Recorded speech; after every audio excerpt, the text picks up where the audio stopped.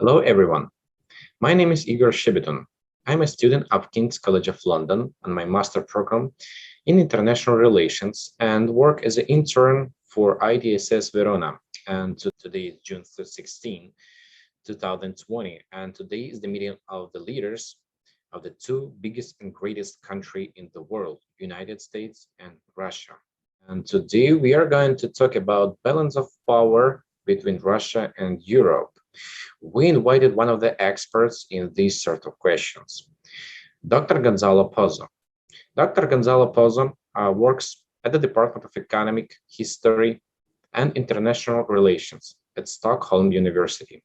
He focuses on critical global political economy, contemporary Russia foreign policy, and political economy of Russia and Eastern Europe in general. Among others, he is the co-editor of the Political of Euro-Asianism, Identity, Popular Culture, and Russia's Foreign Policy. He is currently preparing a biography of the Polish Jewish Marxist writer and historian Isaac Deutscher. Hello. Hello, Igor. Today we will try to explore whether the balance of power between Russia and Europe has changed in recent years, or it's still the same as it was before, as we used to think about that. And Dr. Pozo, if you don't mind, we're gonna just hit the road right away. So the first question, has Russia regained its potential for influence beyond its borders? Question about the resurgence of Russian influence in two ways, depending on how historically deep you want to go, how far back. The Russian Federation is quite obviously the inherited state from the USSR and a nuclear state for that reason. And in that, quite formal, quite influential. I think if we take it in the slightly shorter term, if we start the clock running from the fall of the Soviet Union, it's true that Russia went through a very traumatic, very difficult, critical period, particularly in the early 90s. Already from the mid-90s onwards, Russia tried to introduce an important shift of gear in its foreign policy, looking for a slightly more equal footing with what it began to articulate as its Western rivals, competitors.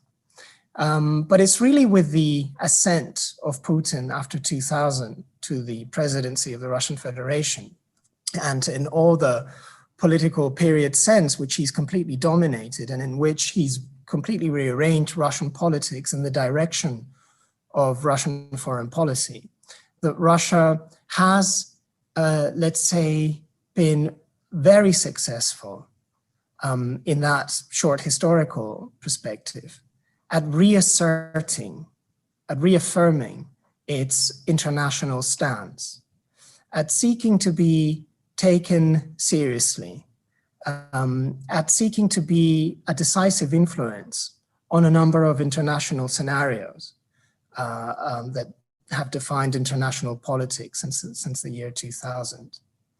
And I think nothing perhaps captures that best than the annexation of Crimea, of course, in 2014. Not only was this a rather spectacular gesture of annexation of territory that belonged formally to another state and whose territorial sovereignty the Russian Federation itself had recognized in the 90s. But it's a very clear rejection of the post-Cold War security order. And perhaps through that initiative, through that action, more than anything else, Russia has been able to affirm its absolute centrality as a decisive factor in European international politics. But also, of course, beyond that, in the last decade or so, a little over a decade, Russia has begun to reactivate economic and political relations, points of contact, and vectors of influence in areas where the USSR had previously been present. So in different parts around the world, far away from its immediate regional bounds in Latin America and Africa, perhaps most specifically.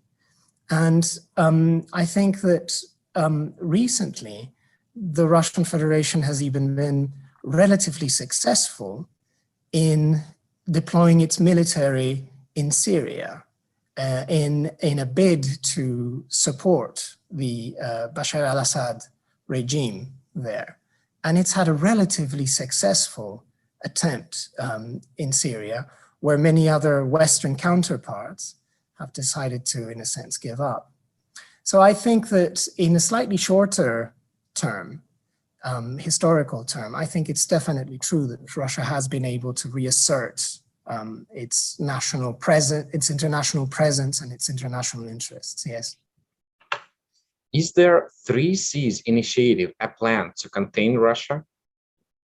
First of all, the Three Seas initiative is a forum for regional economic and political development within the European Union. It was it began in 2015 at the initiative, at the behest of the then Polish President Andrzej Duda and the then Croatian President Kolinda Grabar-Kitarović, and has had a successful run since. It comprises 12 states, 12 states that include Baltic states, the three Baltic states, all the way down to the Adriatic Sea, and with Bulgaria and Romania as Black Sea littoral states. And as I say, officially, this is not a venture that is poised against Russia, at least not in any official or explicit way. It's a forum for infrastructural and economic development of a region that historically lies in a kind of developmental gap with regards to the western part of the European Union. And so the kind of basic projects and activities of the Three Seas initiative is things like developing vertical road systems, right? The All-Carpathian Highway, for instance, which aims to join Klaipeda up in Lithuania with Thessalonica in Greece, and to sort of establish a kind of road network which vertically integrates that part of European geography. It's also been very active in terms of trying to develop port infrastructure for liquefied natural gas, which is another sort of important infrastructural initiative. And it's been very focused also on developing digital highways within that part of the European Union. Now, that said, it becomes, an initiative like the Three Seas initiative becomes very politically charged quite quickly. So their first summit was in 2016. The next summit in Warsaw was in 2017, with President Trump attending the summit. The European Union then bandied very quickly behind the initiative. Jean-Claude Juncker went to the 2018 summit. Between that time and now, the US has committed $1 billion of support behind the initiative. Now, to put things into some perspective, if you read the documents generated by that forum, $1 billion is very, very short of what is considered necessary to achieve the Three Seas Initiative main goals of infrastructural development, integration, and so on and so forth.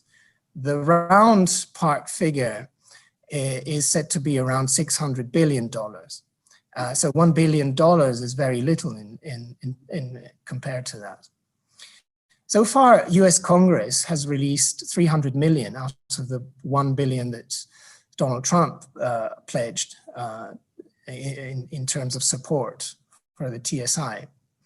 But if you read some of the memoranda coming out of the US Congress Foreign Affairs committees, you'll see that Russia does figure in these documents.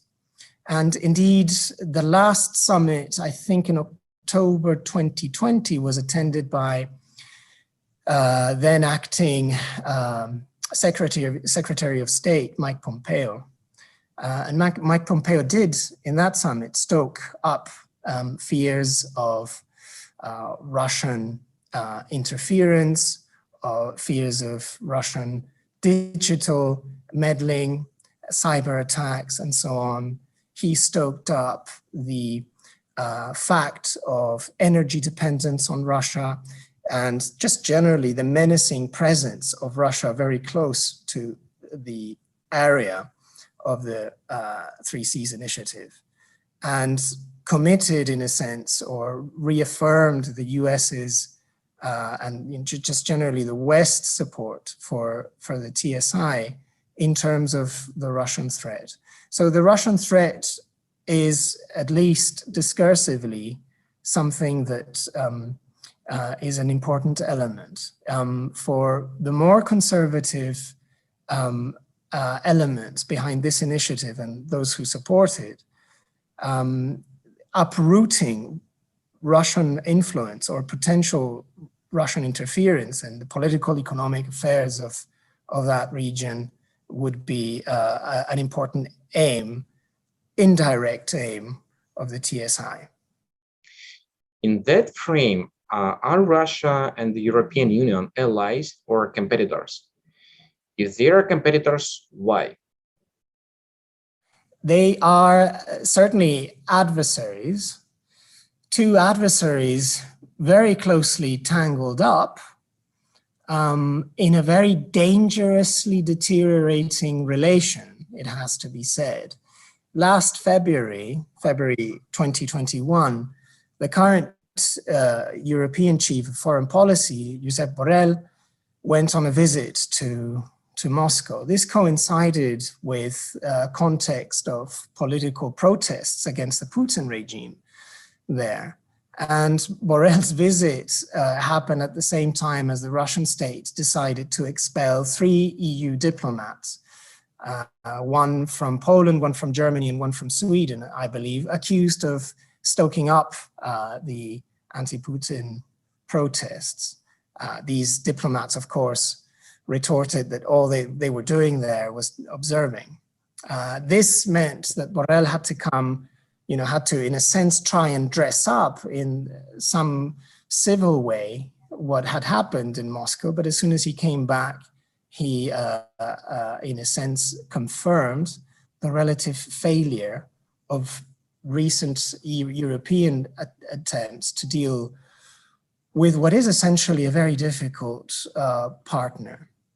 I think you read a lot of commentary, you hear a lot of commentary about the EU relation with Russia now, and you constantly hear this language of a new low in the relation between EU and Russia and so on. So we're always getting new lows.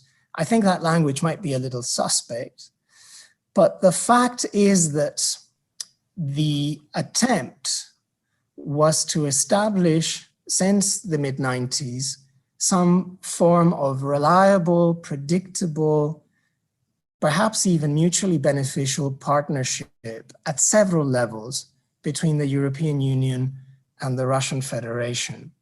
And indeed, the European Union and the Russian Federation initiated a partnership, which is a special kind of diplomatic relation in the 2000s.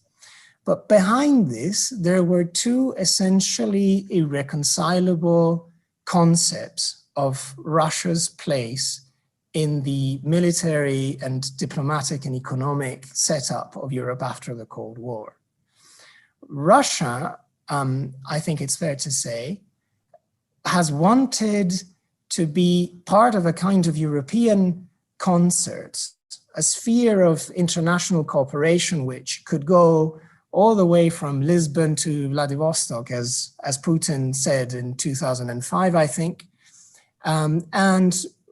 where the key institution coordinating that sort of cooperation would have been the OSCE, where Russia would have had a status of membership equal to any other European state. On the European part, what Brussels has sought is, as I said, some kind of predictable partnership, but hoping for, if you like, a Europeanization of Russia. This is a slightly Brussels-centric sense of what it means to be European, of course.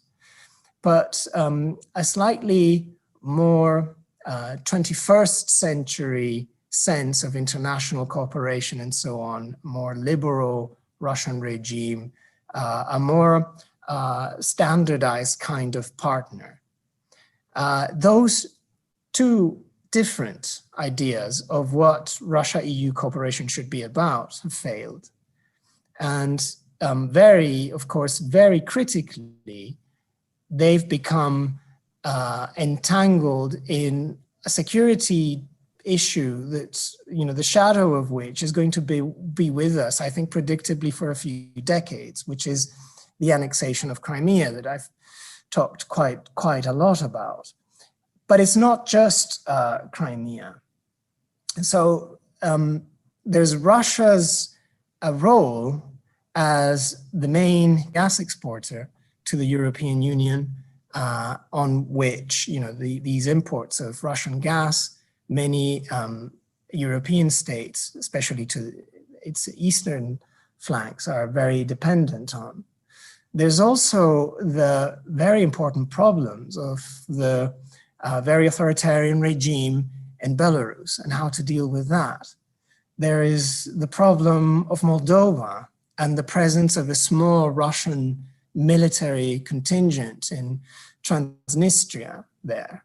And there are many other issues that sort of cloud the immediate horizons of Russia-EU relations. Now, this kind of cumulative misunderstanding between the EU and Russia is a very dangerous one, because mistakes can be made, friction can happen, and conflicts that are contained or kept at a low intensity could flare up. That's a very worrying prospect.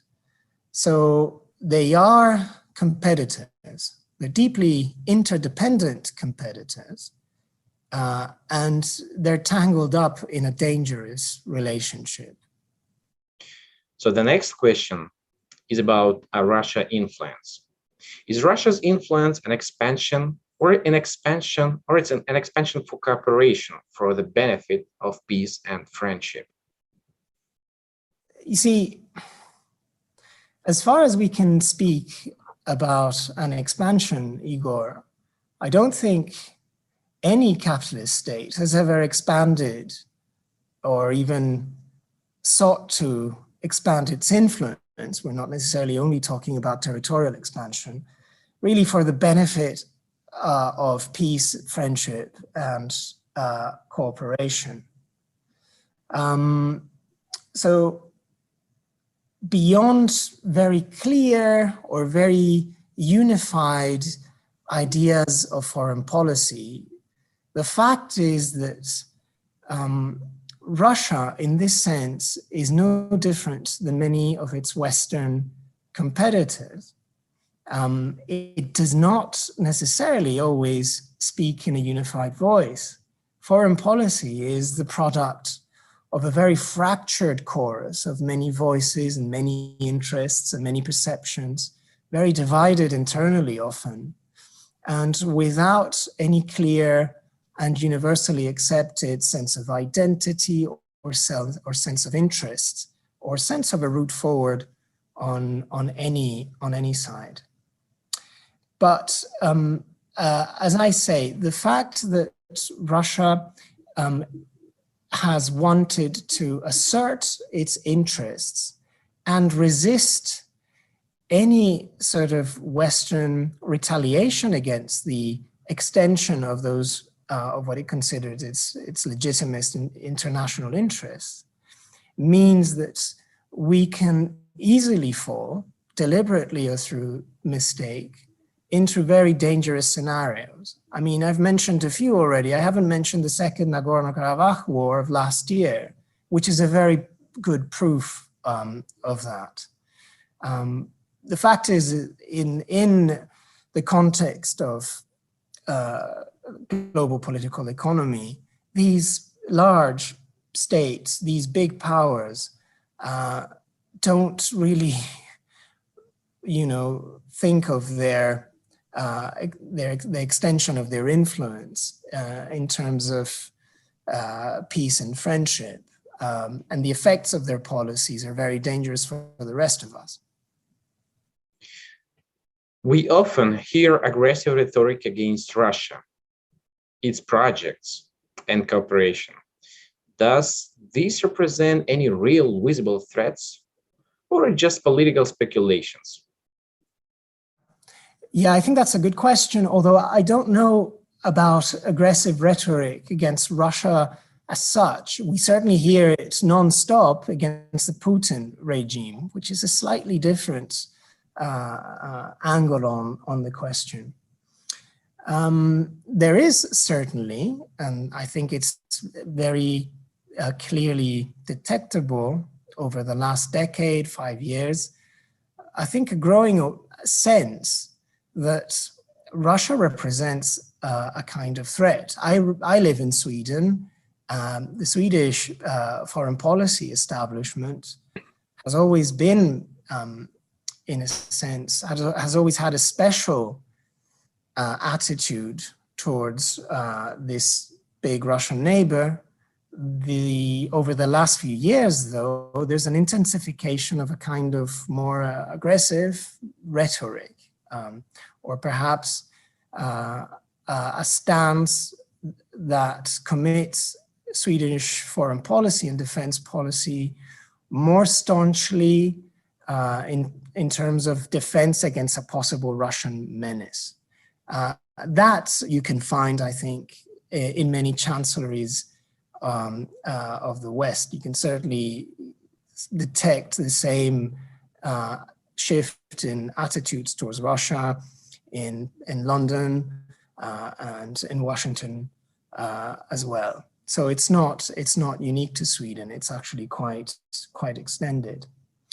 Now, that's in the sense of the rhetoric against Putin's regime in the foreign policy sphere, but even the debate, the academic literature and the academic conversations on Russia reproduce also that sense of the Russian menace, and have, in many instances, there are very good examples of this, many books to this effect and so on. They tend to reproduce a strange narrative of, kind of replay of the evil empire. Like Russia is some kind of evil empire of the 1980s, or the fallback on all kinds of Cold War tropes. I think this is, in a sense, a less than surreptitious betrayal of our own Western lack of confidence. This Cold War sort of rhetoric is bandied around, partly because we're all a little too enthralled with our own image of Cold War victorious crusaders. And that's perhaps sort of hard to give up. But, beyond any sort of psychoanalytical interpretation here, or some kind of Freudian spin on this, the kind of rhetoric that constantly speaks about a new Cold War is in many cases exaggerated, and in the context of real dangers and real risks is not very useful. And so yes, ultimately dangerous. And I think to a great degree, it is politically motivated for all different kinds of internal reasons.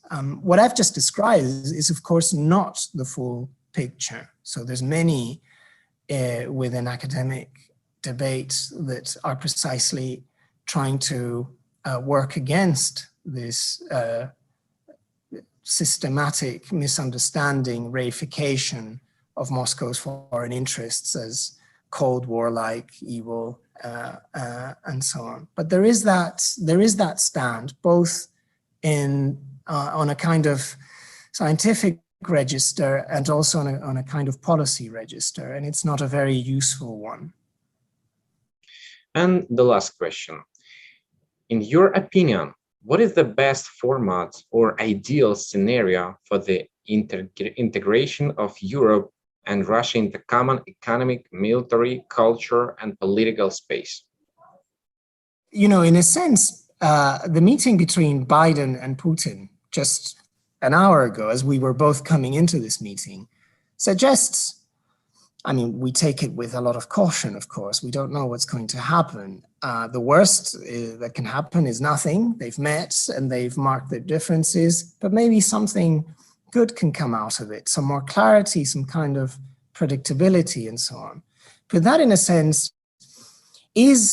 might give us a hint of possible way forwards. I think I was just reading very briefly a short report of the Biden-Putin summit just now, where Biden mentioned that Russia was a great power, or made some sort of paid some lip service to this particular formula, great power. Great powerness is a very important, in a sense, symbolic discursive demand from the point of view of Russian foreign policy.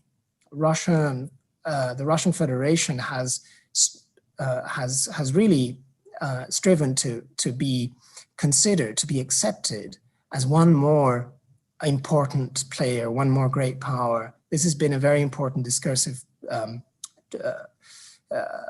column within the foreign policy under Putin. So that's in a sense a very off the cuff recognition that might do something to release the tension. But in general, I think Biden seems to be focusing on cooperation on transnational issues. I think I'm not sure we can really predict the integration of Russia and the EU into some kind of happy sphere of cooperation. The issues that have backlogged and that sort of bedevil that relationship are too many, and the long-term prospect is very unclear. But I think certainly understanding that things like very active cooperation, for instance, in terms of climate change, which is already a very heavy issue given the fact that Russia is a hydrocarbon exporter in the European economy, but at the same time is very deeply invested with the issue of climate change, which affects its long-term and mid-term prospects of economic and political development. That sort of issue might kind of help in finding avenues for a better dialogue, for a better cooperation. I think also, in a sense, at this point, starting from clarity around what are significant issues where interests do not overlap, in other words, where interests conflict. Those two things might help in reigniting a better dialogue between the EU and Russia. Dr. Pozo, we highly appreciate you for your time, that you found the opportunity for us to share your experience, to be with us. And me personally and our organization, ITSS Verona, highly appreciate you for your time, especially in this rush period. Thank you, Igor.